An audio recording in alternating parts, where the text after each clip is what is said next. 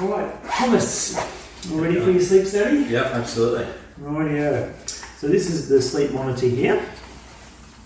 So the first thing I'll do is put on this strap around your waist. So it has a dual purpose. It measures the breathing movements of your abdomen and it holds on the recording device. You just put it on over the top of your t-shirt. Okay, just hold that each end for me, Thomas. Thank you. So this is a little recording device. All the data is recorded onto a little compact flash camera card that's in here. Okay. I'll just thread it through here.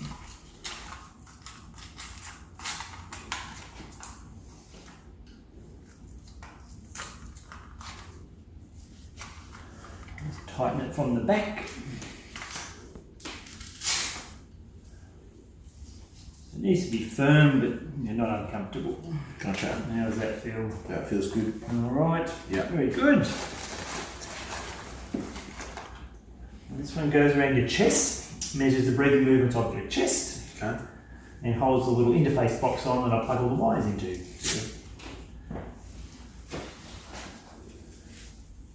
Oops. Let's check this respiratory. It might be too tight. Now let's just see. Oh yeah, I think that's too tight. Maybe a little bit. A little bit too tight? Yeah. It's okay, look, we'll put a slightly longer band on, Velcro strap on.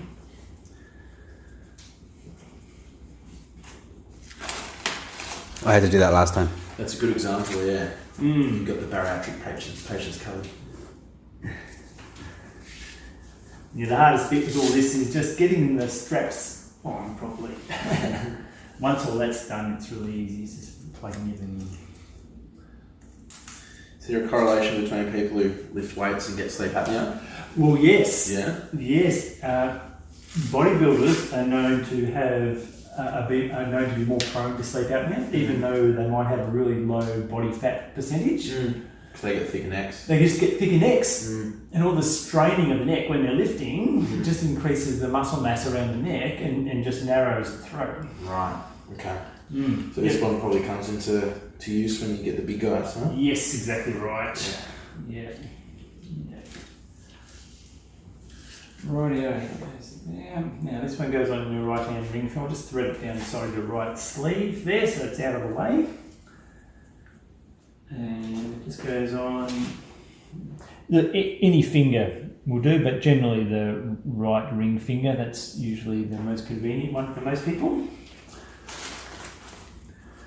So it's the oximeter, so it measures the blood oxygen levels. So it shines a red light through the fingernail bed and measures changes in redness with each pulse beat. And then it gives us the percentage of blood oxygen and the pulse rate. That's how you got that blood oxygen reading. Yep. So I'll just tape it onto the base of your fingers so that it stays in place all night. There we go, and I'll tape it onto your elbow so you don't get tampered up. How accurate is that blood oxygen reading? Yeah, look, pretty good as long as it stays in place. Right, okay. Yeah, like, look, plus or minus sort of, 2%, say. Right, that's pretty good. Just move your elbow. Is that okay? Yeah, that's Yeah, fine. good, beautiful. There we go, it's good. Now I'll just plug these in so the blue lead goes into the blue abdo keyhole socket, and the yellow one from the chest just plugs into the yellow thoracic socket.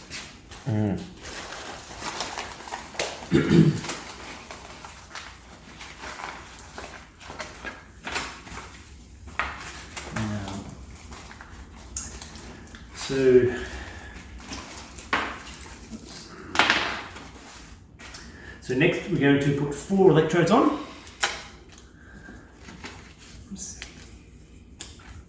So we need to clean the skin first with this alcohol and pumice stone swab so that the electrodes stick properly. Okay. So that means we need to clean the skin really vigorously, like about until the skin goes just a little bit red. Gotcha. Yeah, so here we go. So left and right shoulder. just on a flat, non-hairy section. The exact location is not important, as long as it picks up the ECG. Mm-hmm. And then right temple up here. So this one picks up the rapid eye movements for dream sleep. And if you grind or clench your teeth from the temporalis muscle. And then left forehead up here to pick up your brain waves. So which tells us when you're awake and asleep and what stage of sleep you're in, Thomas. Beautiful. And now I'll just clean the skin over each cheek. So this is where the nasal cannula will go. Very good, thank you. Yeah, so while that's drying, we'll just take this body position sensor to the top of your chest, so it tells us when you're on your back, front, left or right. Okay. So we know that about half of people who snore and have sleep apnea are much worse on their back. Right. So it's useful to know if you're one of them. Maybe that's why I like sleeping in my front usually. Yes.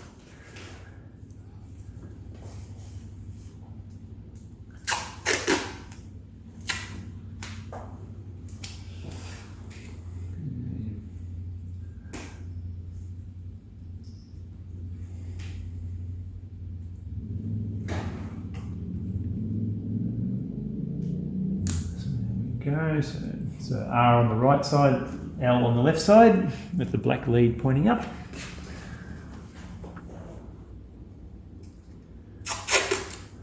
I always use 2 pieces of tape just to secure the lead. There. Rightio.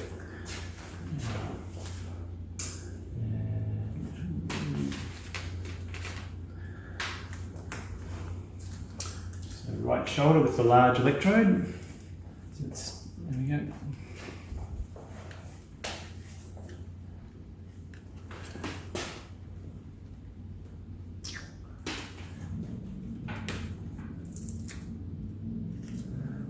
And left shoulder. There we go. So the ECG is just a Medicare requirement, so no real relevance to your tiredness symptoms.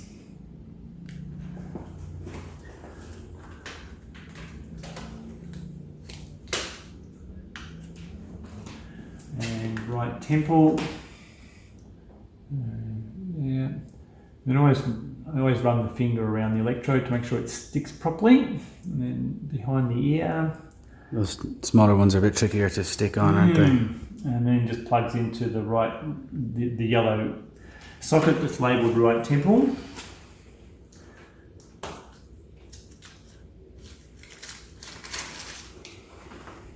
This one to measure your brain waves on the left forehead. Okay. Very good, and behind your ear. And plugging into the red socket there labelled left forehead. Now, last one, Thomas, this one goes up your nose to measure your snoring and nasal airflow. It's going to be really annoying initially. Yeah. But give it 20 minutes and you'll just get used to it. Cool. Alright, so there we go. There we go. Behind each ear. Yeah. It's always at this point that I remind people that it's much better to do this at home rather than in a hospital, so you can sleep in your own bed. And I'll just tape that onto each cheek so it stays in place. Okay.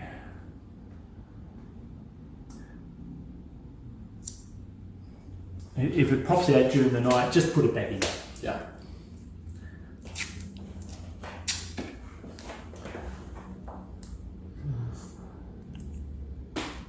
There we go. Rightio, that's everything on there.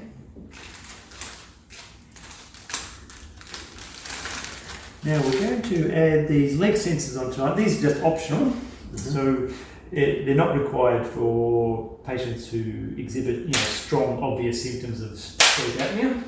But with you, we'll put them on. So it's going to measure your leg movements during the night. Just feed it up here into the orange keyhole input labelled leg.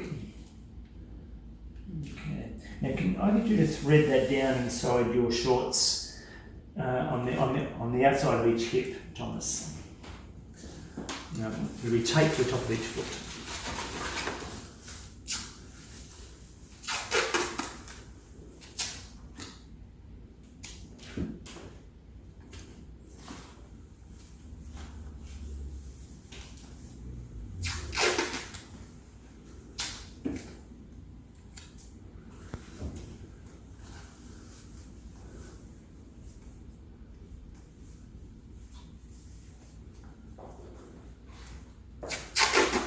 priority.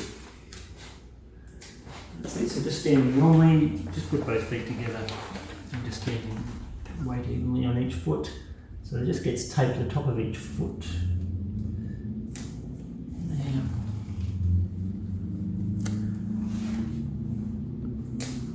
Yeah. I also put a bit of tape on the side of your knee. There we go. So these will just measure when your legs move during the night.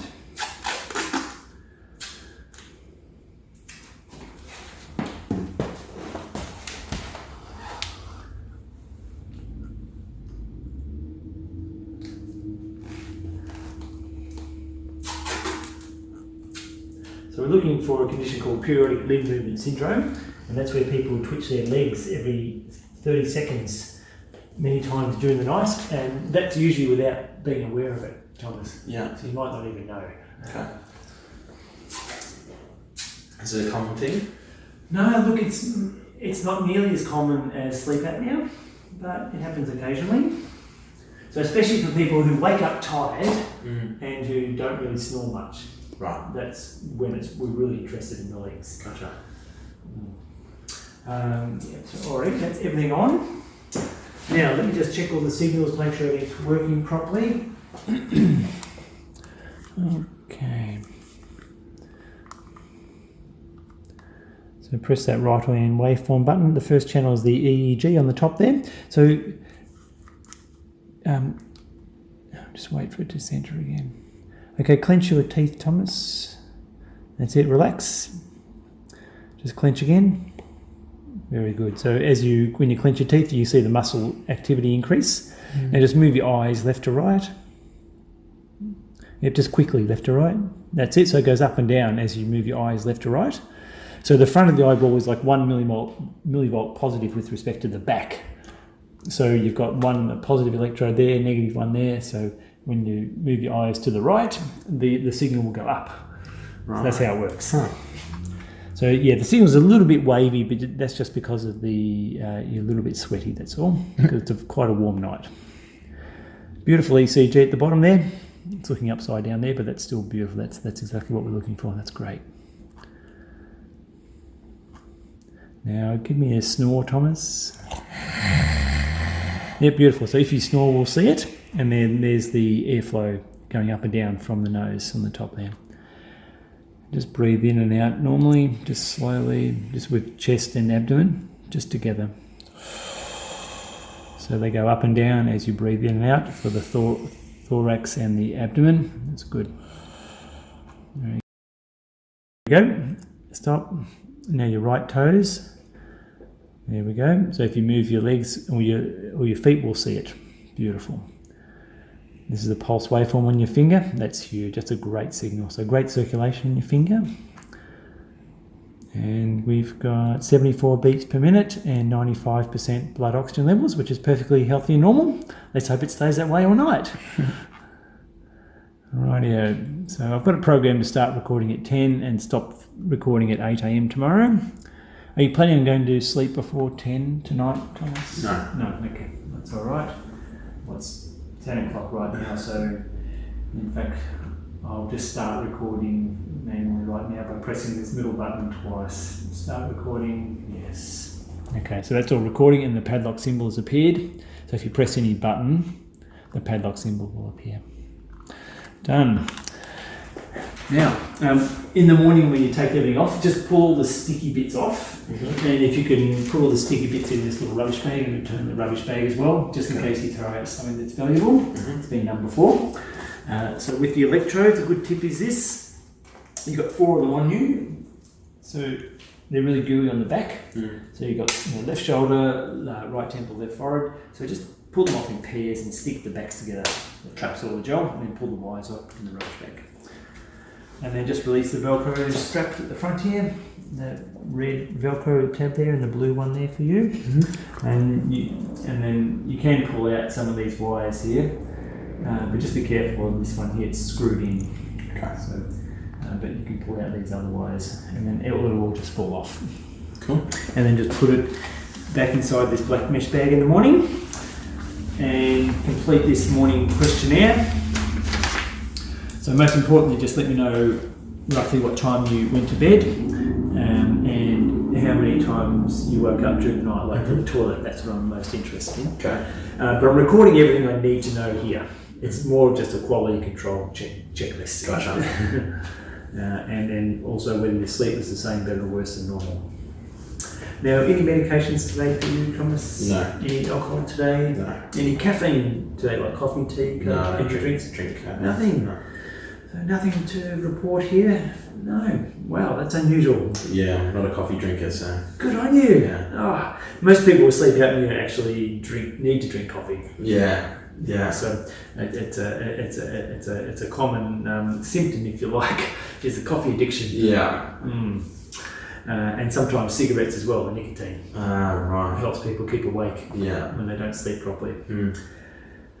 Now, that's Somte number 15, so I'll just write that here. And I've checked the time and date and battery. It's fully charged. We've got 4 bars there. And position, the auto start. And time and date is correct. That's good.